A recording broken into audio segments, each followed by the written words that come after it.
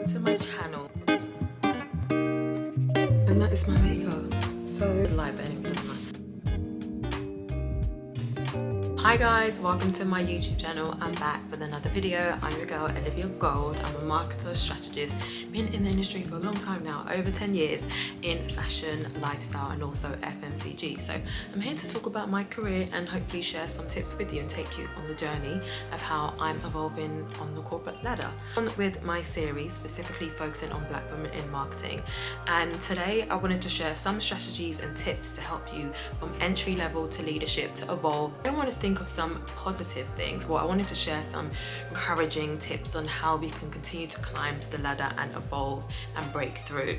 And the first one, which is so important, which I actually heard from Maureen, who used to be the director of luxury marketing at Facebook, and she's someone that I've always looked up to. And when she said that, I was like, this is so true and something I'm on the journey of now. So I'm telling you this as I'm also doing this too. So I'm not just talking for the sake of talking. So one of the first things I wanted to share is seek sponsorship rather than mentorship. When I graduated university, this is something I was so keen on doing, finding mentorship. But what I realized is that there's a clear difference between the two. Mentorship is finding someone that you can ask questions and they can give you the answers based on their experience, which is great. That can give you insight, which is helpful. So we don't want to discount the role of mentorship, but what's important specifically as Black women who are usually the minority in establishments, the main thing that we need is sponsorship, because what that is someone that is going to open up their network, their contacts, but also bring your name up in rooms that you are not in yet. And I think that holds way much more value. It holds so much precedent over mentorship, specifically if you are a minority and you don't have access. That's the one thing that we need. We need access. We need to be in those rooms. But if we are not in those rooms, who is going to vouch for us? Who is going to bring our names up? Who's going to open up doors for us to walk into?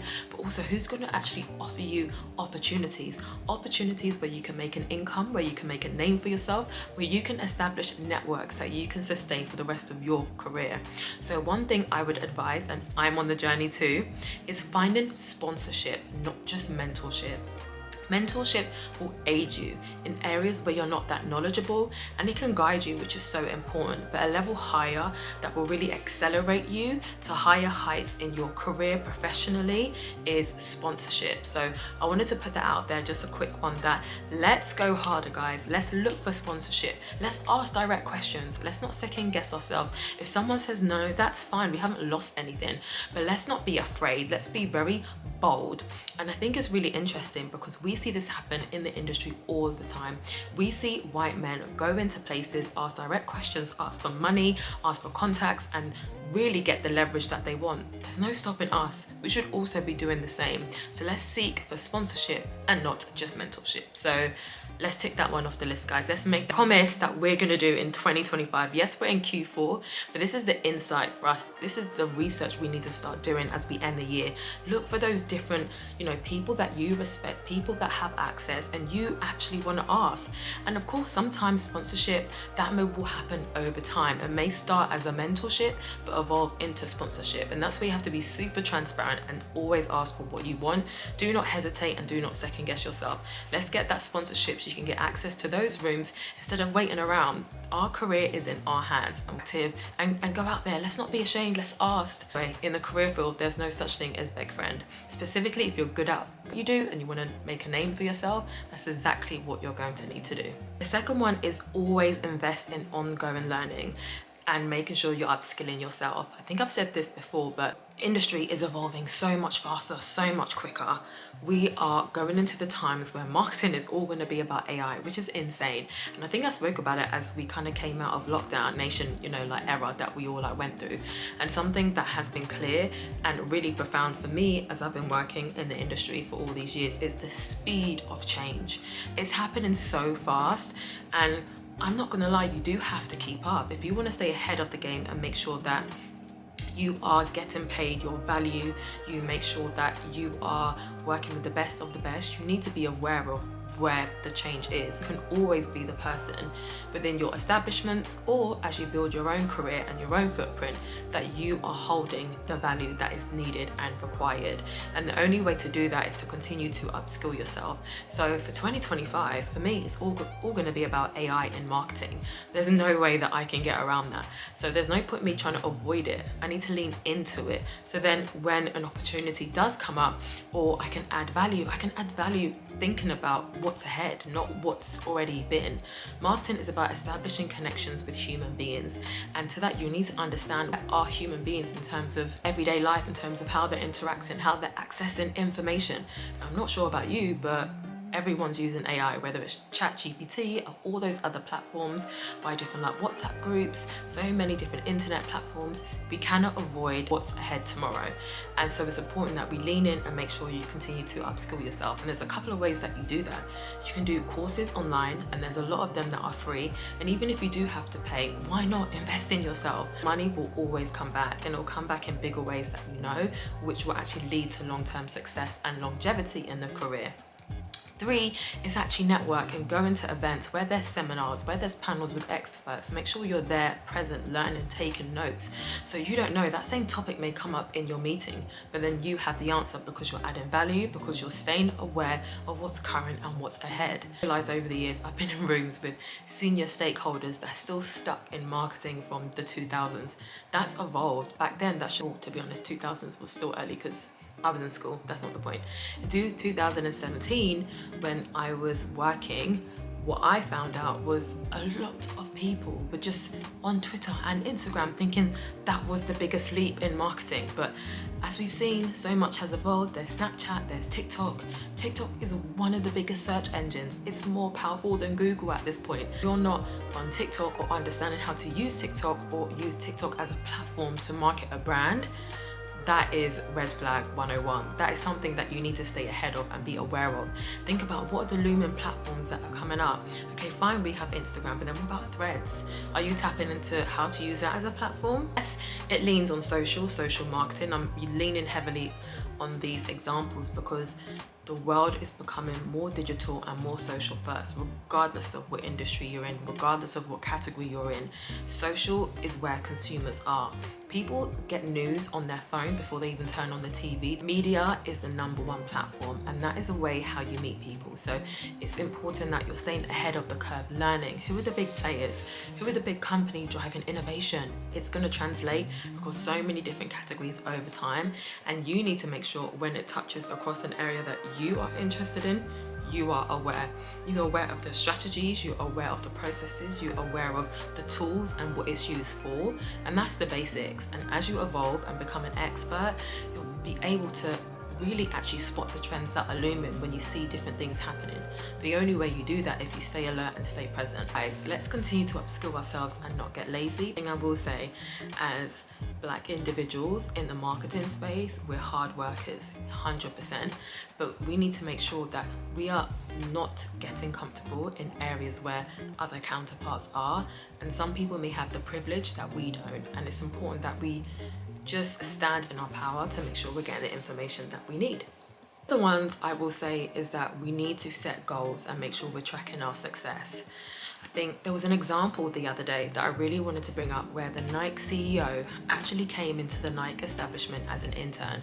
I'll see if I can put a screenshot of it, and this was a post on LinkedIn that went viral 2 months ago. It caused so much discourse, and he started as an intern in 1990 something, and today now is the CEO. And what was consistent when I look at his LinkedIn resume and the track record is every 2 years he was promoted without fail, even to the max, maybe 2.5 years. And interesting, whilst I don't think that is the story of today in the economic environment that we're in and in how volatile the marketing industry is, what I will say was a reminder to keep tracking where you want to be. And he worked across all different departments in the business. When I think about the role that he has now as the CEO, it makes so much sense because he knows every part of it. For me to understand how he was able to do that is he was clearly tracking his success and he knew exactly where he wanted to be. whilst that may not be my story or your story where every 2 years you're going to get promoted, what we can take as a lesson from that is he was consistent in tracking what he wanted to do next.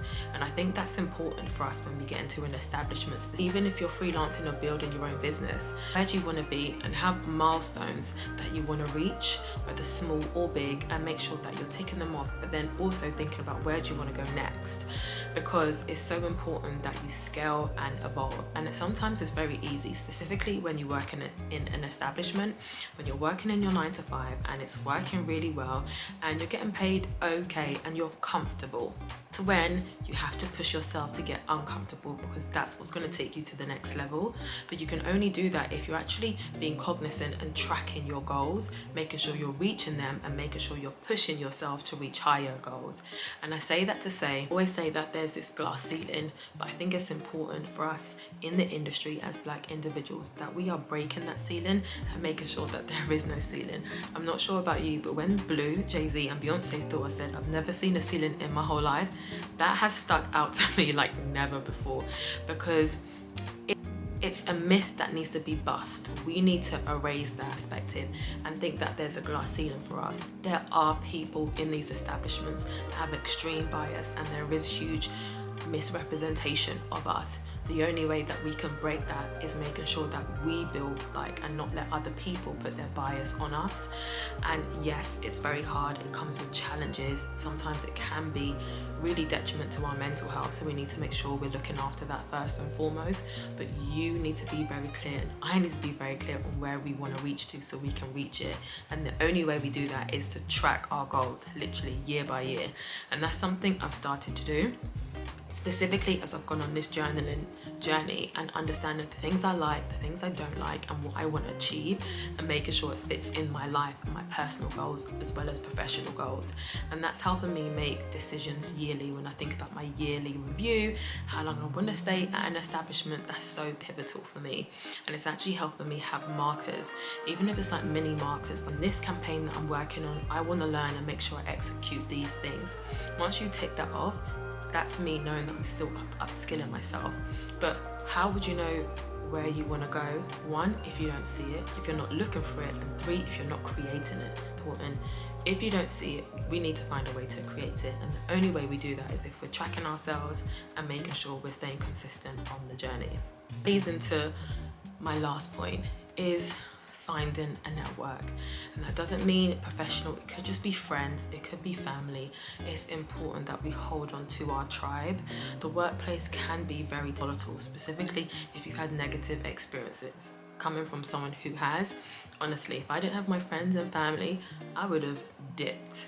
So I'm being a Black employee, it's so important that you find your tribe of people that you can rant to, that you can speak to. And it's, for me, I've found people like obviously my family members, even though they don't work in my industry, you have to remember we are dealing with humans at the end of the day. So sometimes it's just taking ourselves out of our role, out of the industry, and just feeling and dealing with our feelings first on a human level, so from a professional point of view. That's what I do anyway, because sometimes we get so caught up on titles and who's here and who's there, it actually impacts our perspective and actually understanding what's right and what's wrong. Always approach things from a human level first, and that's something that marketing taught me specifically, because behind marketing it's all about psychology and understanding people's patterns. And when we think about that Maslow hierarchy, it really puts things in perspective. So we need to use that same mindset when we're also just analyzing ourselves, what feels right and what feels wrong. You find your tribe, and you can do that even in work. When you find someone that you can relate to, they don't have to be in your team, it can be someone completely different that you can laugh with and you can just actually speak to on a human, normal level. And it can also be through networks as well. Make sure you're going on social media, really connecting with people that are like-minded. Maybe you both graduated at the same time, that's something that you can connect on. Maybe this person works in the same industry as you can also connect on that.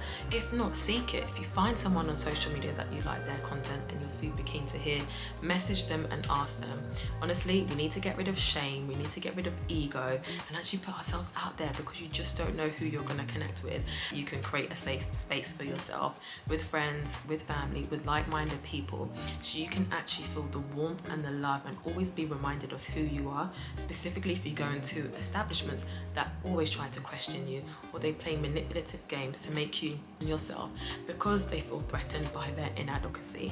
And that is another talk for another day. Keep it short, but I wanted to keep these series going, but I wanted to empower you guys and give you tips on how we need to really be bold and boastful and really stand in our power to make sure we're accelerating. There's a few people that I'm seeing in senior levels, but it's still not enough. And we need to make sure that we are doing our part to make sure we end up there. And so that's why I created this platform, because all of you guys in the comments that are like, oh my God, this is a bit interesting. You guys are the future marketing leaders, whether it's fashion, beauty, corporate, banking. We need more senior Black professionals in C-suite. And yes, we do have to crack this code.